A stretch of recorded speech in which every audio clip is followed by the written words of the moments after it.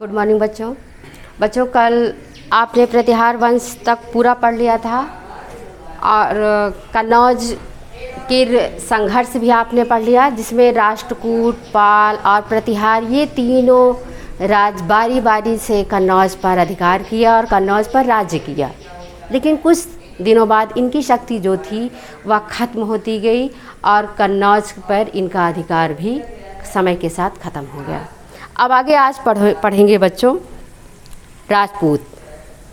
तो त्रिराज संघर्ष के बाद उत्तर भारत अनेक छोटे छोटे देशों में बंट गया था।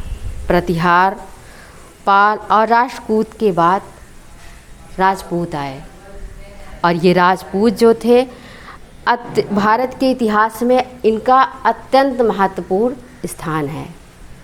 हर्षवर्धन की मृत्यु के बाद तुर्की आक्रमण तक का जो समय था वह राजपूत काल ही कहा गया। उस समय को राजपूत काल कहा जाता है। और ये राजपूत जो थे भारत को तुर्की आक्रमण से लड़ने में काफ़ी संघर्ष किए थे।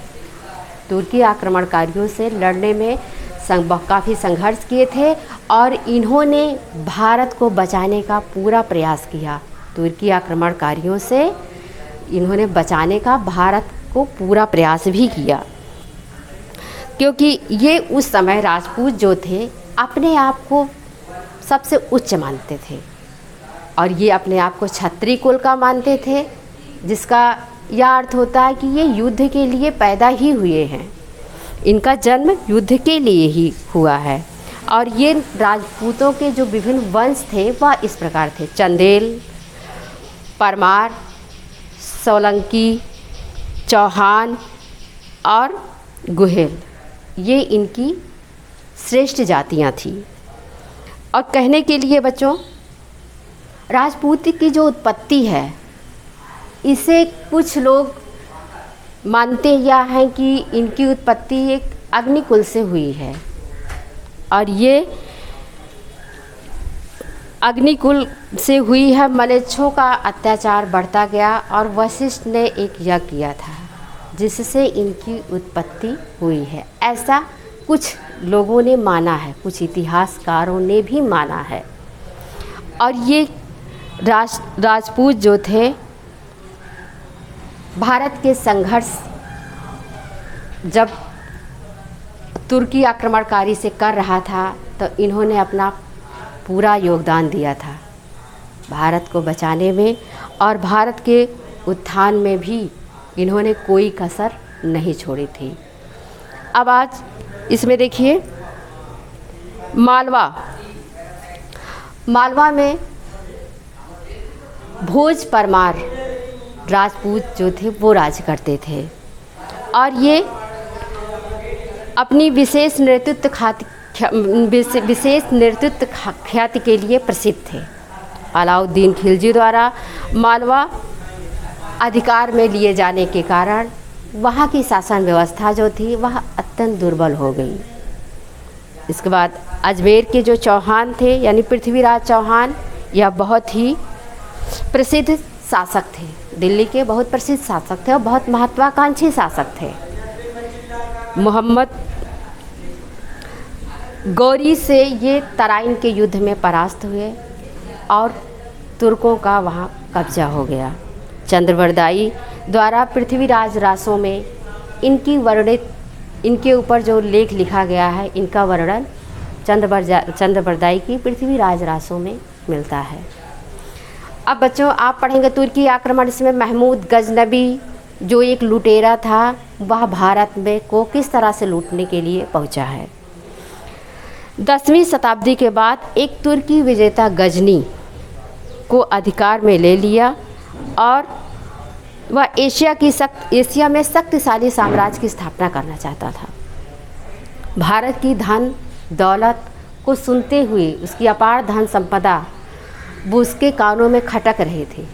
इसके लिए वह भारत पर आक्रमण कर दिया और भारत को एक नहीं 17 बार लूटा और यहाँ से प्राप्त धन संपदा से वह गजनी में एक विशाल साम्राज्य स्थापित किया उसने। और सबसे ज़्यादा तो लूट उसने सोमनाथ के मंदिर पर की। महमूद गजनबी जो था वह साहित्य का भी शौकीन था और संस्कृति, भारत की संस्कृति को जानने में उसकी रुचि भी थी। इसलिए उसने अलबर्नी नामक एक विद्वान को भारतीय संस्कृति के बारे में लिखने के लिए कहा और अलबर्नी ने अरबी भाषा में यह किताब अल हिंद नामक पुस्तक लिखी, जिसमें भारतीय संस्कृति और समाज की अमूल्य जानकारियाँ प्राप्त हुई हैं। अब इसके बाद आइए पढ़िए बच्चों मोहम्मद गौरी को। महमूद गजनबी के आक्रमण का उद्देश्य ना तो अपना साम्राज्य स्थापित करना था और ना ही यहाँ भारत में इस्लाम धर्म का प्रचार करने का था। उसका काम तो केवल भारत को लूटना था, भारत की आर्थिक स्थिति को ठेस पहुँचाना था। और इसलिए 12वीं शताब्दी के अंत में मोहम्मद गौरी ने भारत पर आक्रमण किया और भारत में अपना साम्राज्य फैलाया। अफ़गानिस्तान के एक छोटे से राज्य का वह शासक था। मोहम्मद गौरी अफ़गानिस्तान के एक छोटे से राज्य का शासक था और वह भारत में भारत में महत्वपूर्ण आक्रमण हुए। चौहान शासक पृथ्वीराज तृतीय पर हुआ।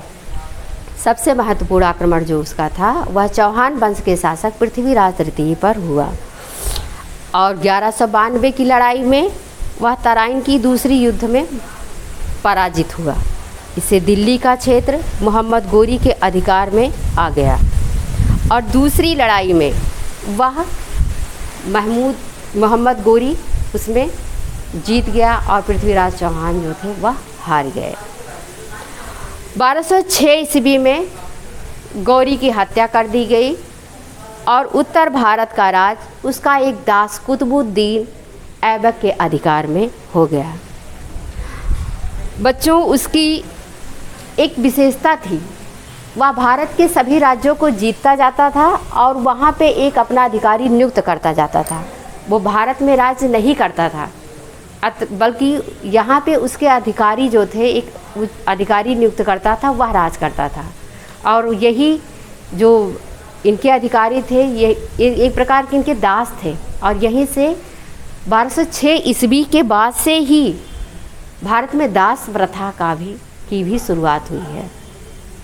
अब देखिए महमूद गजनबी और गौरी में अंतर क्या था। तो महमूद गजनबी और गौरी में विशेष अंतर तो नहीं था, लेकिन हाँ कुछ अंतर था इनके में। जैसे कि मोहम्मद गौरी एक कुशल राजनीतिक था और उसका भारत में आक्रमण करने का जो उद्देश्य था, भारत में राज्य स्थापित करना था। और महमूद गजनबी का उद्देश्य केवल भारत की अपार धन संपदा को लूटना था।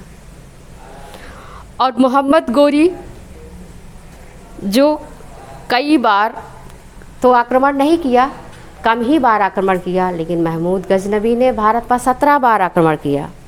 महमूद गजनबी तूफान की तरह आया और लूटपाट करके सब कुछ चला गया। अब महमूद गजनी केवल धन लूटना चाहता था और मोहम्मद गौरी भारत में शासन भी करना चाहता था और इस्लाम धर्म का प्रचार करना चाहता था। तो आज से आपका ये तीसरा चैप्टर जो है बच्चों समाप्त होता है। अब आगे हम इसका रिटर्न वर्ड आपको भेज देंगे। अगर कहीं आपको दिक्कत है, परेशानी है, तो आप हमसे कमेंट बॉक्स में पूछ सकते हैं। धन्यवाद।